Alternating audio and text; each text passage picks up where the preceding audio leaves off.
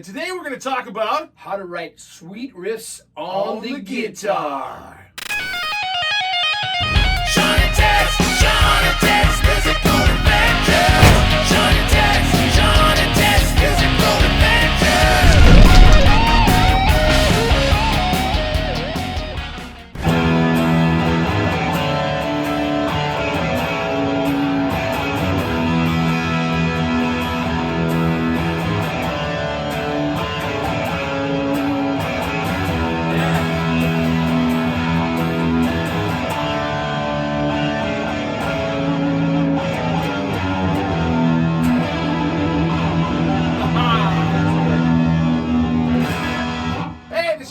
Ted. And this is Shawn and Ted's Musical Adventure.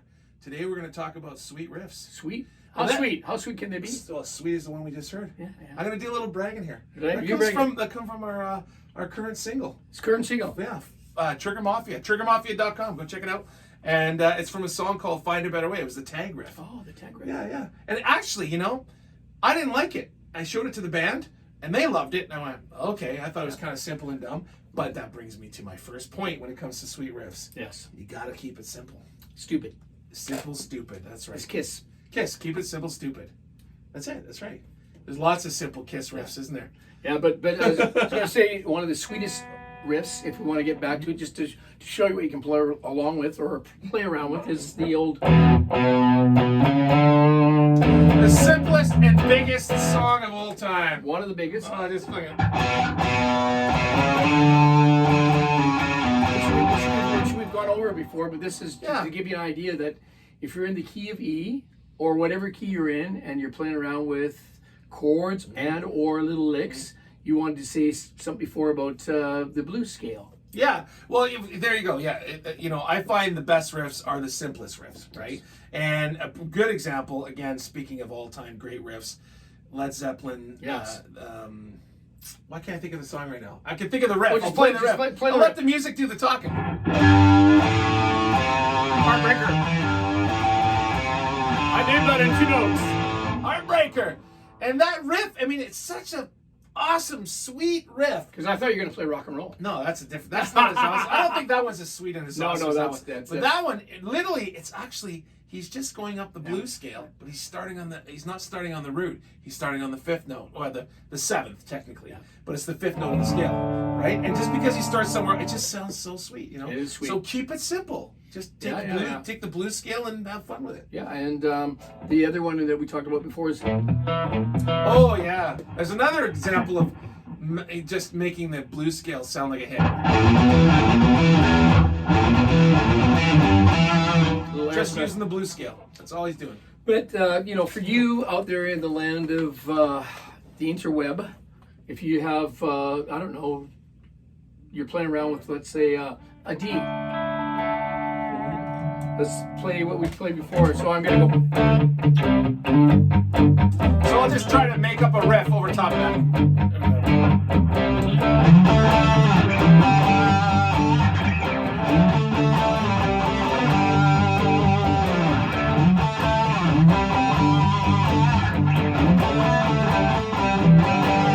then it's simple. And if you wanted to, and if I went, hey man, can you just play a D-shaped chord with the open?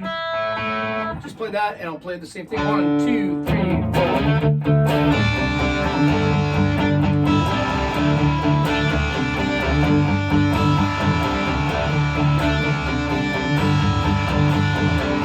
And then your riff.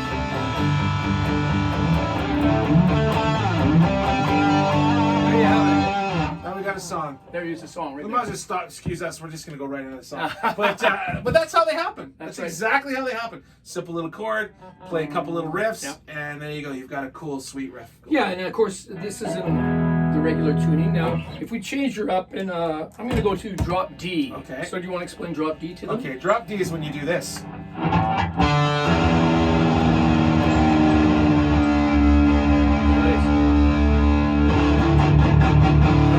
Nice. So you take the low E and you drop it down to a D, and when you go to play the D chord, that's why it's so popular. You can play a great big fat D chord.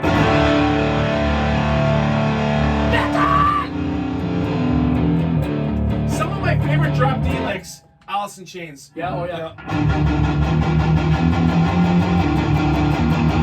Which is very simple. Super simple.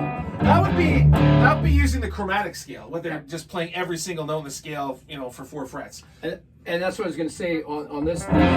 This is like almost a chord right there. Yeah. So you can go. The cool thing about drop D, I recommend everyone try this. All you need is one finger. That's what I said. You're a master. Well, I'm backwards. I was just clarifying that. Yeah. But anything that you can play.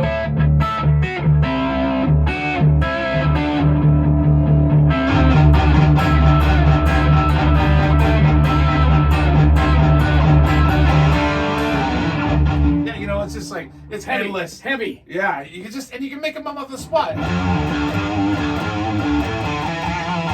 And of course, the masters, Unchained. What's that? Unchained. Oh yeah.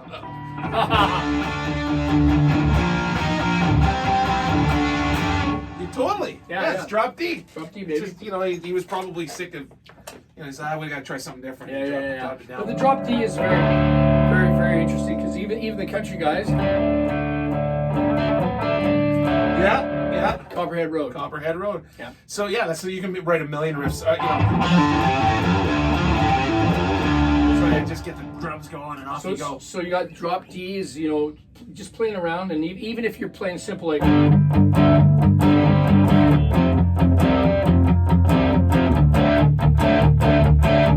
Play something. I'm trying to write a riff over top of it.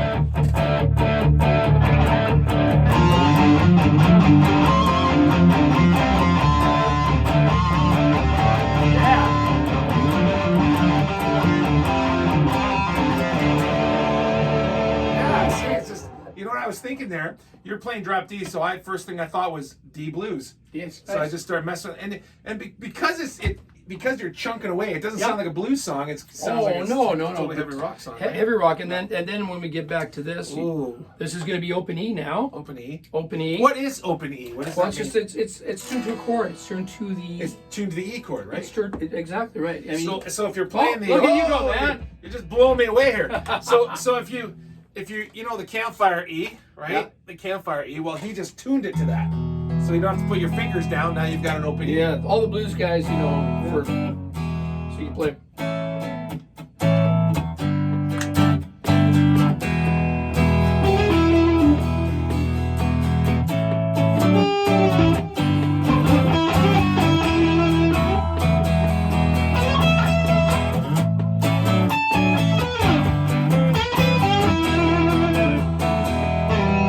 Simple as that, man. So you get another guitar tuning, so you can come up with things in.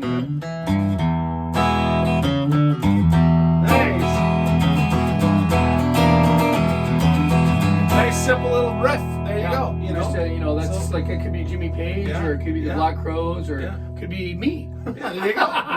But I like the whole just keeping it simple. It's really just simplicity is the key when you want to write a sweet riff. I mean, you can write any riff and really. Well, no, the sweet riffs are, like you said, the classic. Well, you're in drop D now, but it's I can go back. Go back up here.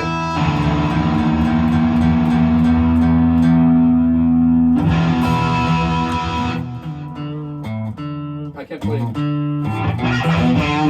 Thank you. That's a sweet riff. Simple, sweet. Yeah, just nice and simple. Again, off the pentatonic or the blues. 2 chords. I think the best riffs too are written when the bass player and drummer are going, and you just start jamming. Nice. See, 3 chords. But that could be Zeppelin, right? Yeah. Walking in the Park just the other day. Yeah. Nice. It could be that. That could be their inspiration. It could be near that. Yeah. It might have a dying. So when you're writing riffs, you like to lean on chords. You're more of a chords kind of guy. I'll play some chords, but I'll play riffs in there. But it's finding some new things chordally to do some things for us. So, Nice. Just like strange little things. But when I think of riffs, I think of sort of single note kind of, like I said, like the or absolutely, man. But that's what I'm saying. There's stuff that are, you know, like. Yeah.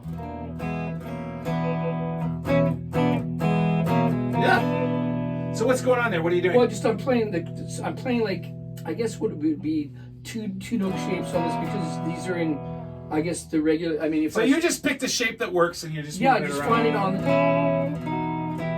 Nice. You just move it around till it feels good. Right. Nice. Nice.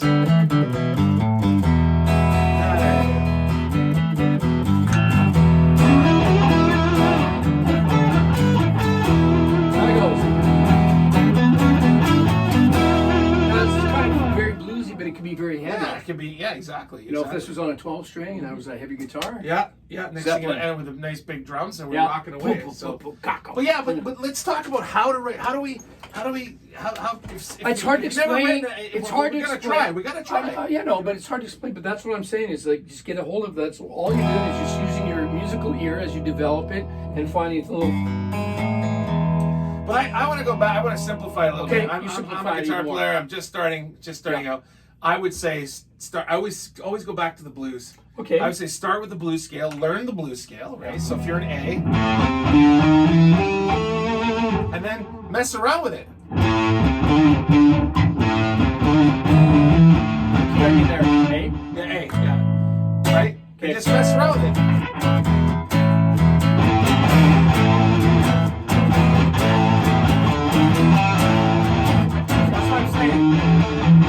That's what you're gonna do is play. You're gonna play around till you find something with your ear that sounds unique to you. It could be something similar. But again, to me, if I'm watching that, it's a little abstract. It is abstract. It is abstract, and it is. This is an abstract topic. It's a very difficult topic. But I say learn a scale and mess around with that scale, and there you go. And that's what I'm saying. Because as soon as you start thinking this is in this chord shape, you know, basically a bar chord's playing it. This is not like. Yeah. Well, it's a different approach. Suddenly, those riffs sound differently. But then you can play around with, you know, the tunings and different tunings. I mean, this could be open G, it could be whatever, drop D, double drop D, where you drop the high, and you know, there's that. So what you're getting at is you're suggesting when you're writing a riff, get your inspiration from trying different tunings and different guitars, trying different approaches, and different guitars. We were talking about that on the way in. Yeah. Where we were talking about you fell in love with this beautiful Gretsch. Yes. Quaid. Yeah. And you picked it up and it was like, oh my God, I'm going to write 100 riffs with this thing. Yes. So different guitars will give you different feelings. Yeah. And different tunings. Right? Different tunings. So when you're talking to your wife and she's wondering why you just bought a 10th guitar, that's why. That's just for us, but you know, but no, it's for them too. But just you know, as you're learning. And you know, you can go out and there's all kinds of tuning. There's a site that gives you all the different tunings. So if you want to try open tunings, drop D. Well, we'll do an episode on that. We'll do a whole episode on how to use open tunings and how to create open tunings. And in the meantime, do you want to rock out a bit, man? Yeah, let's do it. So thanks for checking in. Yep. Make sure you like and share and subscribe. Leave it in the comments how you felt about this episode, other episodes, anything you want us to talk about. Come back to Shawn and Ted's musical adventure. And pick up a guitar or whatever instrument you play and make a sweet riff. Well, you know, and again, I like to throw a little tribute to Eddie Van Halen because we lost him recently. He would say, play, and keep playing. Just play all the time. What are we going to do next? What's the next episode about? Next episode, I think we're going to do an episode about... I don't know. Man, I don't even know. I don't know. So many topics.